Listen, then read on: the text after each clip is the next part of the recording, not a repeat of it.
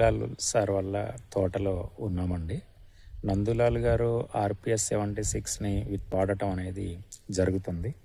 ఇప్పుడు 70 రోజుల తోట, 70 రోజులు మొత్తం టోటల్గా ఏంటంటే ఈ 70 రోజులలో RPS వాడటం వలన ఎలాంటి రిజల్ట్స్ వారు గమనించారు. తోట అంతా కూడా చూడండి, ఇప్పుడు అంతా కూడా ఏంటంటే క్రాప్ మీద ఉంది. అంతా కూడా ఏంటంటే ఫ్లవరు సెట్టింగ్ అనేది ఇప్పుడే అవుతూ ఉంది.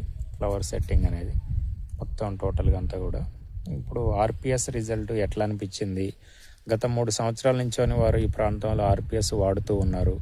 RPS వాడటం వలన వారు ఎలాంటి ప్రయోజనాలు పొందారు అనేది ఇప్పుడు మన రైతు సోదరులని అడిగి తెలుసుకుందాం. నందులాల్ గారిని. సార్ నమస్తే. నమస్తే సార్. RPS రిజల్ట్ ఎలా ఉంది సార్, చెప్పండి సార్. బాగుంది సార్. ఓకే, చాలా బాగుంది. ఓకే, గత 3 సంవత్సరాల నుంచి వాడుతున్నాం. ఓకే, తోట బాగా ఎదుగుదల వస్తుంది. ఓకే, ఇంకొకటి క్రాప్ మంచిగా వస్తుంది. ఓకే, ఏరు పుల్లుడు రావట్లేదు. వేరుకుళ్ళుడు రావట్లేదు. ఈ 3 సంవత్సరాల నుంచి ఏరు పుల్లుడు రావట్లేదు. ఓకే, దిగుబడి మంచిగా వస్తుంది. ఓకే, బాగుంది. కాయ సైజు, ఓకే, గ్రోత్ ఇంత బాగుంది సార్. ఓకే, చూడండి సార్ ఎట్లుందో. ఓకే, కింద నుంచి క్రాప్ మంచిగా వస్తుంది. కింద నుంచి అంతా కూడా ఏంటంటే క్రాప్ మంచిగా వస్తుంది. ఓకే, బాగుంది. ఓకే, 3 సంవత్సరాల నుంచి వాడుతున్నాం. ఓకే. ఇది బాగుంది. ఈ ప్రాంతంలో ఎంతమంది రైతులు వాడుతున్నారు సార్? దాదాపు దగ్గర 15 మంది దాకా వాడుతున్నాం సార్. 15 మంది రైతులు వాడుతున్నారు. 15-20 మంది రైతులు వాడుతున్నాం సార్. ఓకే, ఇప్పుడు ఓవరాల్ గా 15 మంది రైతులు కూడా మంచి హ్యాపీగా ఉన్నారా సార్? అందరు హ్యాపీగా ఉన్నారు సార్. అందరు హ్యాపీగా మంచిగా ఉంది. ఓకే, ఈ RPS ఇంకా ఎప్పటికి వదలరు. అంతేనా సార్? అంతే సార్. ఓకే, దిగుబడులు అనేది గతంలో ఎట్లుండేది సార్? ఈ 3 సంవత్సరాల నుంచి మీరు దిగుబడులలో ఏమన్నా పెంచగలిగారా? అంటే ఈ 3 సంవత్సరాల ముందు సార్ వేరుకుళ్ళుడు వచ్చేది. వేరుకుళ్ళుడు వచ్చి తోట చచ్చిపోయేది. ఓకే, 5 క్వింటలు 10 క్వింటలు వచ్చేది. ఓకే, కానీ ఇప్పుడు ఈ RPS వాడిన తర్వాత ఓకే 25 క్వింటలు 30 క్వింటలు వస్తుంది. ఓకే, అది కూడా ఈ నల్లిని తట్టుకొని ఈ విధంగా వస్తుంది. ఈ నల్లి లేకపోతే ఓకే ఇక బాగా వస్తుంది. 30-35 క్వింటలు 40 క్వింటలు వస్తుంది. అంతేనా సార్? అంతే సార్. Okay, okay. ఇప్పుడు మీరు రైతు నందులాల్ సార్ మాటల్లో విన్నారు కదా, ఇదంతా కూడా చూడండి. RPS 76 వాడటం వలన నల్లిని కూడా తట్టుకుంటుంది. క్రాప్ అనేది కూడా బాగా రావటం జరుగుతుంది. హై హీల్డింగ్ అనేది కూడా బాగా పెరుగుతుంది అనేది వారు చెప్పారు.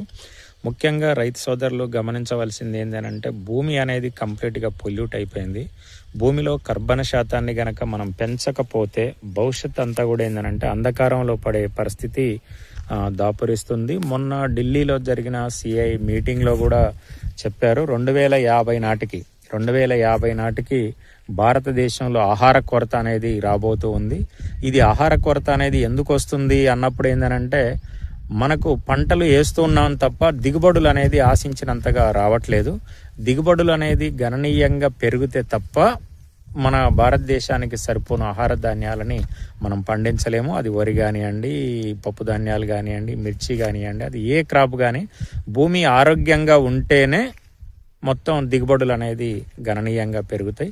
దానికి నిదర్శనమే ఇక్కడ మాజీ సర్పంచ్ గారు నందులాల్ గారి మాటల్లో. సార్ ఇక్కడ ఈ ప్రాంతంలో దాదాపు 15-20 మంది రైతులంతా కూడా RPS వాడుతున్నారు. గత 3 సంవత్సరాల నుంచి మంచి దిగుబడులు తీస్తున్నారు.